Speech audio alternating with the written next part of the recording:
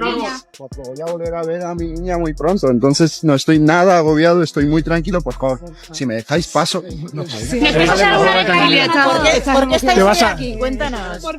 Es por la custodia de tu hija, Ilia. Por favor, tenemos que pasar. Espera, Ilia. Pero por favor. Nieto, tú estás tomando un descanso, ¿cómo estás tú también, personalmente? ¿Cómo te encuentras tú? ¿Cómo te encuentras, Ilia? Cuando salga, tal vez... ¿Cuál es tu prioridad ahora mismo, Ilia? Mi prioridad es mi hija, mis hijos, mi familia, esa es mi prioridad.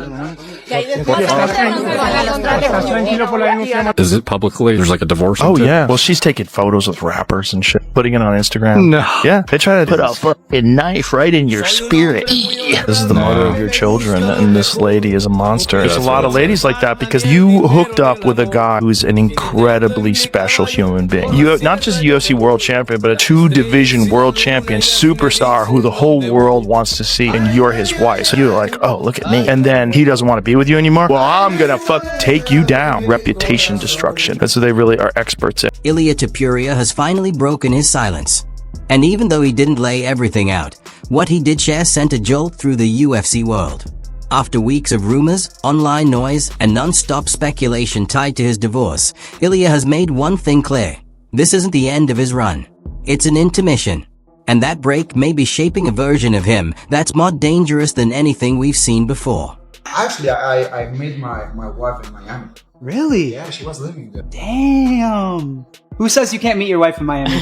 But you can find your wife in any place in the world. You hear that? Put that on Only in Date on Instagram. You can meet your wife in Miami. Alright, that's right. Put it on Only in Date. It's hilarious. Everywhere. But why are you saying that?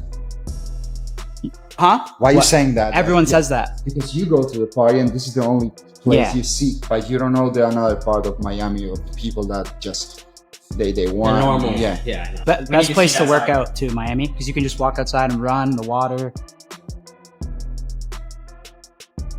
Just vacate, lad, and let the division crack on. Interim to genuine title. The people who say it's not a genuine title have never won a title in life. Yeah, people keep saying, oh, you're probably going to end up like Tom when you win it, it'll get upgraded. And Why would that happen though? because people are saying Ilia's not going to be back for at least a year. I don't know, lad. I want to show everyone that I can beat him, but at the same time, if I have me waiting, like Tom was waiting for John, then no. Just vacate, lad, and let the division crack on. I think it should be Paddy and Ilia. I think that's the biggest fight in MMA. Headlines.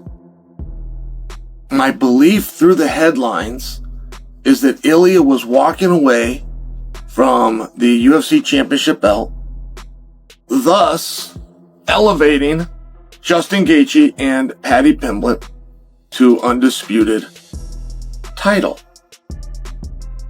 Now, once I dug into this, I can't quite recall why I thought it in the first place.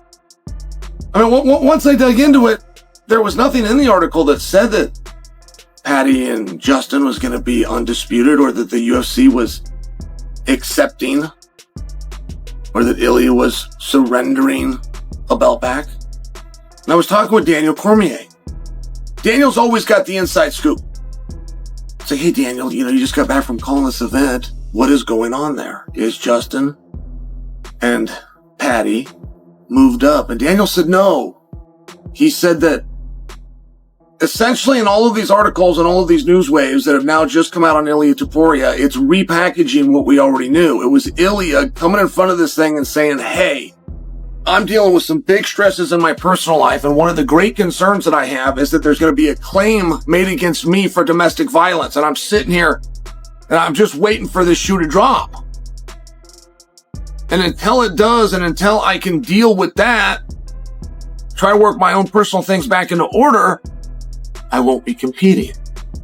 Now, I think a lot of you are going to hear what I just said and go, hey, chill, you're 2 weeks late on the story. No, that is the story. The story is that this made headlines for something that we were already told a couple of weeks ago, and there is no escalation from that, meaning Ilia Topuria is not vanquishing or having stripped from him the title. Topuria hasn't gone public with the messy details. No long explanations. No online back and forth. But that quiet tells its own story. Fighters don't usually step away when everything is rolling unless something serious is unfolding out of view. And in Ilia's situation, it's clear his attention has shifted toward his family and getting real life in order before thinking about the Octagon again. That's where it gets interesting though. Even with everything swirling, he's been clear on one point. Once this chapter is handled, he plans on coming back. Can anybody get under your skin? Does anybody get under your skin? Somebody that knows to say something that triggers. I see your face is saying something though. I think the only person is my wife. She's the only person. I'm not going to say I have a ton of confidence in this, but if it comes true, it'd be a cool prediction to have, and that is Ilia comes back. But the bolder prediction is he loses. He comes back too soon, still dealing with all this bullshit, and ends up losing because he's not in the right headspace. But I think Ilia's a smart guy. That's why I'm, kind of on the fence about this prediction a little bit, right? I'm not saying like, I really believe his prediction or anything. But man, fighters don't like not fighting. They don't like sitting on the sidelines. I can speak from my own experience. Every time I got injured and someone wants to watch a UFC card, it's hard to watch. You can't sit there and watch it. You want to be the guy in there. You want to be the one that people are watching. And I think he's going to have that. He's healthy. He's not, it's obviously he's dealing with some pretty heavy shit, but he's healthy. He wants to come back and compete and fight. And I think he'll end up breaking to that, and he'll end up coming back. But it's not going to be a good time, and he's going to be dealing with shit. And, that's kind of two bold predictions, to be honest. So I don't train MMA at all. I do boxing classes, wrestling classes, because when the training camp comes, I try to mix it up and polish everything that I have been able to learn, everything that worked for me in wrestling and boxing. I want to develop all the time my knowledge. I want to get better all the time. And I can get better if I only go and train MMA. I need to learn new techniques like in BJJ. You never end up learning. One thing is what you know, and the other is what you do with what you know. Who do you think should be next for Ilia? Who should be next for Ilia? 55 has always been so cloudy at the top. Maybe Gaethje. I think him going to 170 to fight Islam, if Islam wins, is a stretch. Islam's big, man. I've never seen Ilia in person, but he seems smaller. I know obviously he can knock anyone out. I do think if they fight, Ilia can knock anybody out from 45 to 170. He has the skills, the power, the technique, and but we've just never seen him in there with somebody that big and somebody with that caliber of wrestling. But I think he should defend the 55 title a few times before that's talked about. We'll see. Something happened with you and Patty, or yeah, something happened with you guys, right? Yeah. What was that all about? I saw the video. He said some stupid shit about Georgia, about my country. He said something like, "Now I understand why Russia is throwing bombs to Georgia."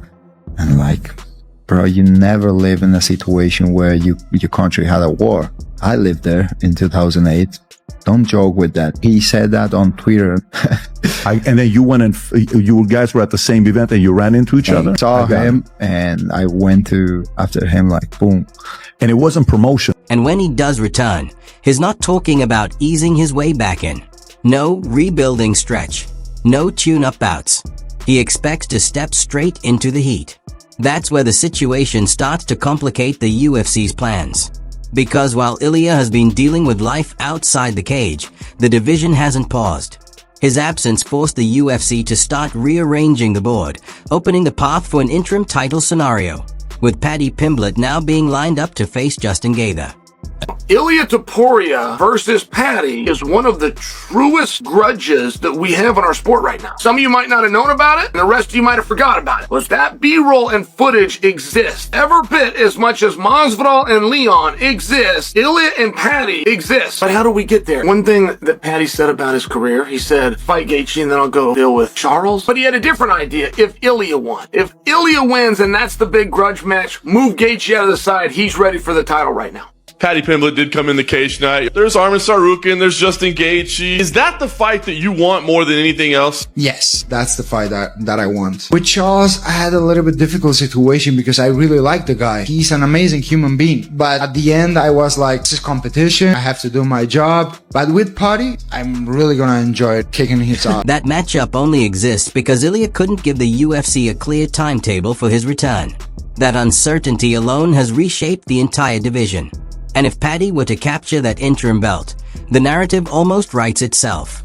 Ilia Topuria coming back from personal upheaval, stepping straight into a collision with a surging, outspoken, polarizing Paddy Pimblett, with everything tangled together: titles, momentum, image, and pride. And don't get it twisted, Ilia is aware of it. He hasn't spelled it out, but the tone of his recent comments makes it clear he's paying very close attention. I want a blonde. That Paddy. People mention me to stay relevant, lad, so I don't care. I was walking into the hotel and I saw him. I threw the bottle to his face. I gave him a proper right hand. Speak English for the people. Shut up. You in English, you get the in español. You little ass. Go and sit back down. He's not ranked. He has just a one fight in the UFC. He's nobody.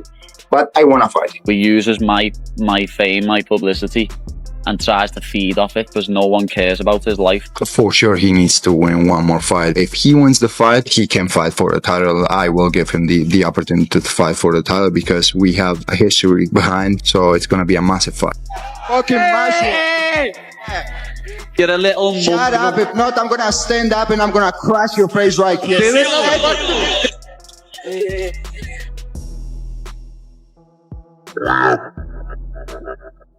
His waiting, letting the weight class evolve while he works in silence.